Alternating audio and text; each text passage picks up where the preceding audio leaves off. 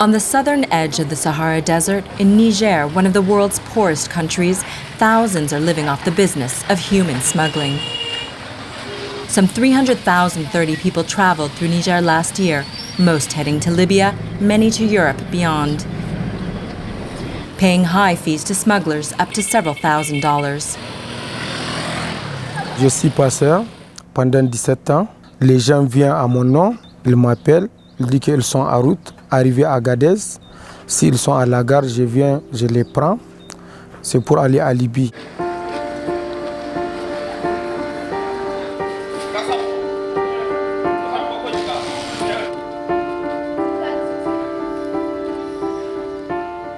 In a country where 46% of people survive on less than $2 a day, a trafficker can make $4,000, even $5,000 per trip, with up to 30 people packed into his truck.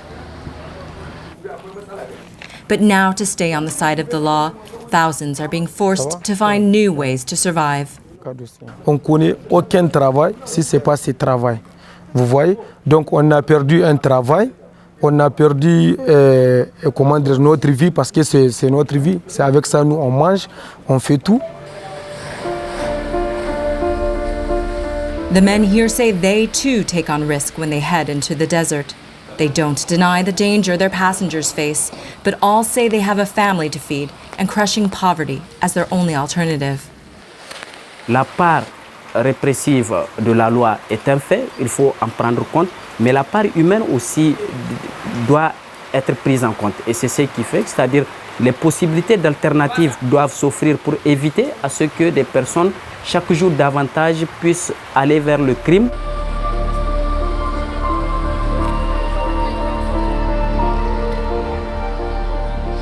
Since the crackdown, the route has only become more dangerous as smugglers seek different, more perilous routes.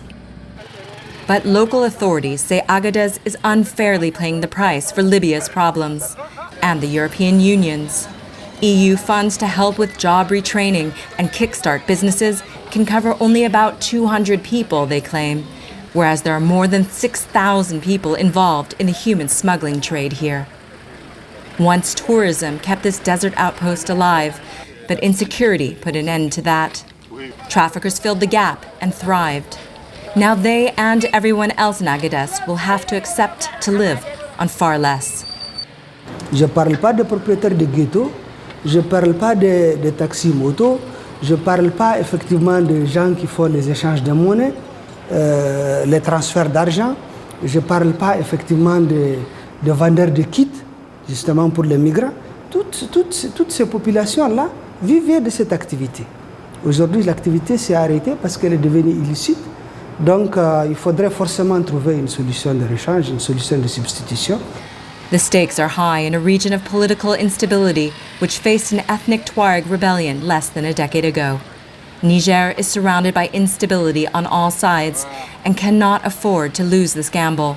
Cette loi met les gens dans une situation telle que ils vont devenir pauvres, ils seront dans le dénuement et au bout d'un certain temps, ils seront difficiles à contrôler. C'est ça en fait notre préoccupation. But the trafficking business has allowed an economy of suffering to thrive. Daniel knows it too well. He and his twin brother left Cameroon with their uncle, headed to Libya and Europe beyond. There, smugglers demanded more money. When they could not pay, they were tortured. His brother and uncle were kept hostage, and Daniel was brought back to Agadez as a house slave. En Libye, maintenant, nous étions torturés. Nous étions maintenant dans un ghetto où les autres passagers avaient le droit de sortir, mais nous, on ne pouvait pas passer. On avait peur qu'à tout moment, nous, on pouvait s'échapper. Now those holding his brother want $550,000 CFA, roughly $1,000, to free his brother. Money Daniel and his relatives simply do not have. He has only his faith to hold on to and a message for fellow travelers who will listen. J'en ai trouvé d'autres ici là qui voulaient partir en Libye. Je ne sais pas s'ils sont déjà partis, mais je leur ai quand même raconté mon expérience que j'ai vécue sur le terrain. Bon, je ne sais pas s'ils sont déjà partis ou pas. Donc, ça, je ne sais pas. Donc, ça ne regarde que eux. Mais je sais quand même que j'ai fait ma part de chrétien, leur avertir quand même de ce qui se passe sur le terrain. Bon, comme on a toujours coutume de dire que bon, tout c'est la volonté de Dieu. Bon. C'est pour ça que j'ai juste remis ça entre les mains de Dieu, quoi.